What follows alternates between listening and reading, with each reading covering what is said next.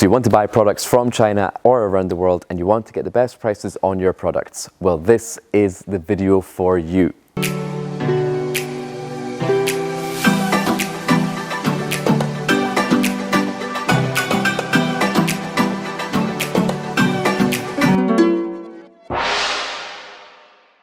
Yes, and welcome back to the official Sourcing with Kian YouTube channel. If this is your first time on the channel, my name's Kian Gozari and I've been living and working in China for more than 12 years. In that time, I've developed, designed and sourced more than 2,500 different products, visited more than 500 different factories and attended more than 20 Canton fairs. That has led me to work with different brands, retailers and licenses such as the NBA, the Olympics, the United Nations, as well as supplying a lot of big box retailers across Europe and the US, and helping Amazon and Shopify sellers as well. Now, if you're new to the channel, I'd greatly appreciate if you could smash that like button and hit subscribe. Now, let's get into the video and get you the best prices for your products. So tip number one to get the best prices is that you have to make the spec sheet for your product. This can be called a tech pack, specification sheet. Sometimes most of this information is also on the quote sheet from your supplier as well. But you want to turn that into essentially a one-page PDF that has all the product information, such as the material, the dimensions, the Pantone colors, what type of testing is required, what type of packaging is required. Every single bit of information about the product on one page. And you don't have to overcomplicate this. It can be very basic. It can just, if it's a new product, it can be images that you've taken from other brands. You literally put those images together on one sheet. You just add some notes to be like, hey, I want this should be this size, this should be the color. And then if it is an existing product that you have or another Amazon link that you have, you can just take their images, take their information. But the point is, all suppliers that you reach out to have the exact same information, because we have to be able to compare apples with apples. Because if we're looking for an outdoor furniture chair, for example, and I'm looking at one right now, you could actually find that product on Alibaba and you could say, right, what's the price of this product? What's the price of that one? What's the price of that one? But you'll get the price $7, $9, $12, and you're not comparing apples with apples, because one of them will be polyester material, one will be nylon material, one will be steel tubing, one will be aluminium tubing. There'll be different thicknesses of it. So it's hard to compare the prices because everyone's quoting on what they think that you want rather than what you actually want. But when you have that spec sheet, now everyone is quoting like for like on the exact same thing. So then you're able to accurately compare pricing. And remember, we don't actually have to take the actual prices that are given to us. This is just our first step in negotiating. So let's say, for example, you get the prices $7.90, $8.20 and $8.50. Now your favorite product was the one which was the $8.50, but now we have prices from other suppliers on the exact same spec. I can go to that top supplier and say, hey, I really like to work with your factory for the long term. I'd really like to place the order. I'd really like to do the business. However, I've received other pricing in the region of $7.90. If you're able to match the price, then I can give you the order right now. So that way you're getting your favorite supplier, but you're also getting the lowest price. Now, tip number two is a concept that I like to call imitate and innovate. I never like to imitate and just copy products, but I might get inspiration from something and I want to innovate on top of it. Now, why this is important for pricing is that if you take a product that a factory is already doing, the production line has already learned how to do that. They already make that product. They already make that product at scale. But now you might be changing the material to a waterproof material, or you might be increasing the dimension a little bit, or you might be changing the color. You're just making a small tweak on what they're already making. So quite often when I'm developing a new product and I've got an idea, I would say to the supplier, can you show me any similar products that you've made to this? And I'll look at what they already have and I'll make a small tweak on top of it, because then they're not starting from scratch. But if you say, right, here's all my ideas, here's everything I want to do, now they have to start from a blank canvas, they have to go to the sample room, they have to cut it out bit by bit. But if you take something they've already made and make a small change to it, then you can benefit from their economies of scale and continue to get the lowest price possible. Now, tip number three is the language that we use in order to get the best price. There's two keywords that I always like to say, which is we would like to work in partnership with your company and we would like to work for the long term with your company. Because quite often, the supplier is not concerned about how much profit they're going to make from this order. They're thinking about how much profit I'm going to make from this customer over the next 3, 5, 10 years. Now, if you're in your initial message, if you make it clear that I want to work with you for the long term, I want to work with you in partnership, then they're like, cool, this is a customer which is going to stick around for a long time. So I really want to capture them as a customer. So I'm incentivized to give them the best price from day one. But think how many product and price requests that these suppliers get where a customer places an order and then they never hear from them again, or they request samples and then they never hear from them again. Those are the one and done customers that suppliers don't like working with. So if in your language you state the keywords partnership and long term, they're much more incentivized to give you the best price from day one. Tip number 4 to get the best price is to build a relationship with your supplier. Now, if you've seen much of my content before, you can see how much I preach the importance of building a relationship with your supplier. That's why I spent so many years and so much time in China, and I've been to my suppliers' weddings. They've come over to Scotland to visit me. I've been on holidays with them. One of my suppliers even asked me to name their child, their English name. They gave the Chinese name, I gave the English name. And if you want to know what that name was, just ask me in the comments below. It's quite a cool one. I'm quite proud of that one. So get on calls with your suppliers on WeChat, get video calls going, get Zoom calls going, get as much face-to-face communication as you can get. And when China opens back up for travel, then go and visit them as well, because the better friends that you are, the more time you spend together, the more you drink together, the more you party together, the more you eat together, the more they want to help you, the more they see you as a friend, and they're more incentivized to give you a better price. So for example, my supplier, which I named their child, I don't think he's trying to screw me over on the price. I think he likes me as a friend and wants me to see me succeed. Therefore, build a better relationship and get a better price. Oh, hey, didn't see you there.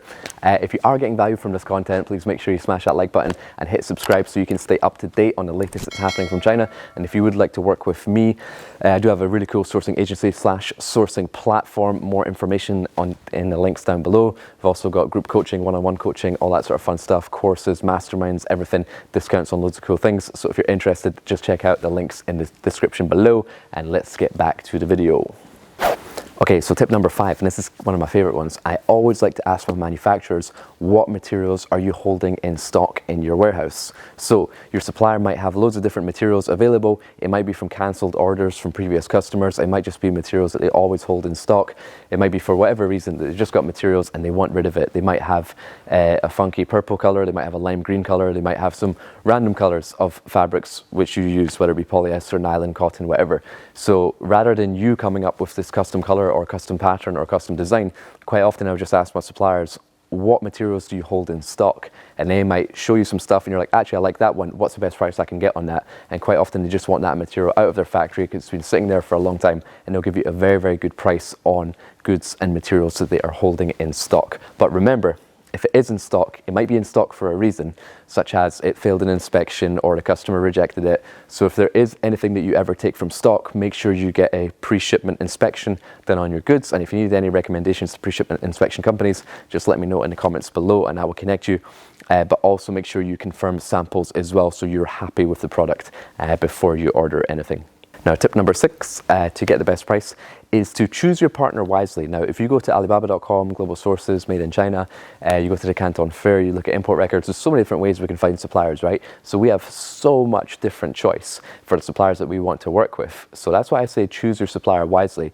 And what I mean by that is that choose a supplier which aligns with your core values. So if something you're very passionate about is sustainability, recycled products, recycled packaging, organic materials, all that sort of stuff, there are suppliers which specialize in that, and they're more aligned with what you want to achieve.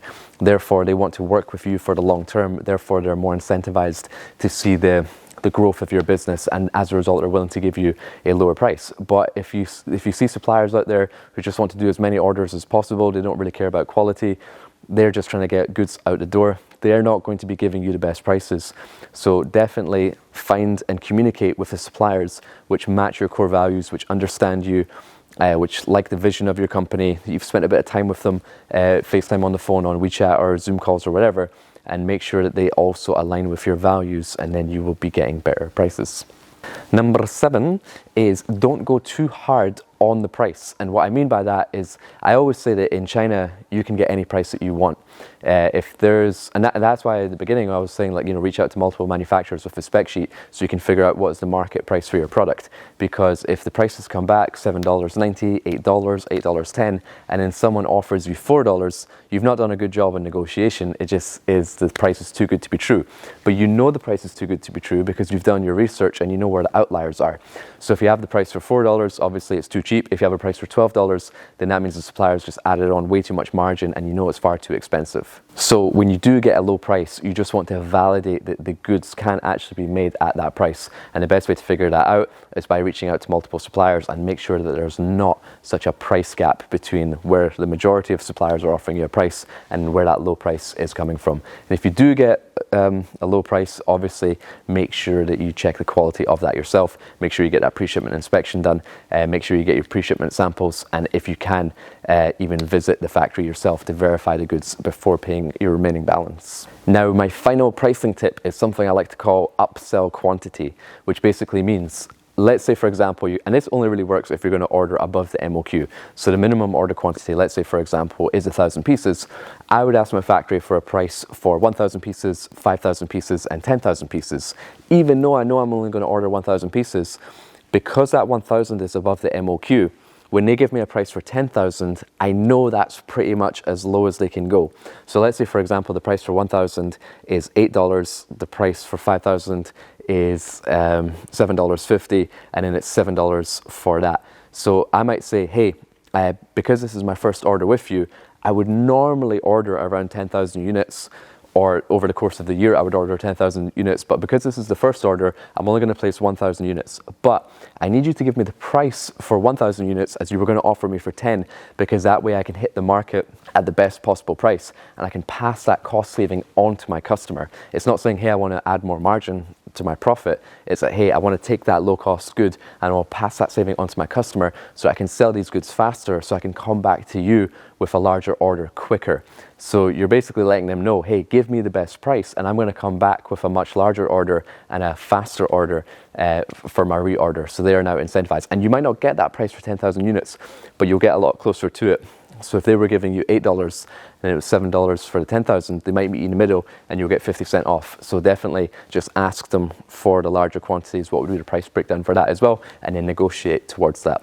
Hey guys, so I hope you enjoyed my pricing strategies. If you want to see more videos like this, such as the sample process, how to get the lowest MOQ, what platforms you should be buying from, helping with sourcing agents, if you want my help to develop and source a product for you, all the links will be down below. I do have a really cool sourcing platform called Titan Sourcing.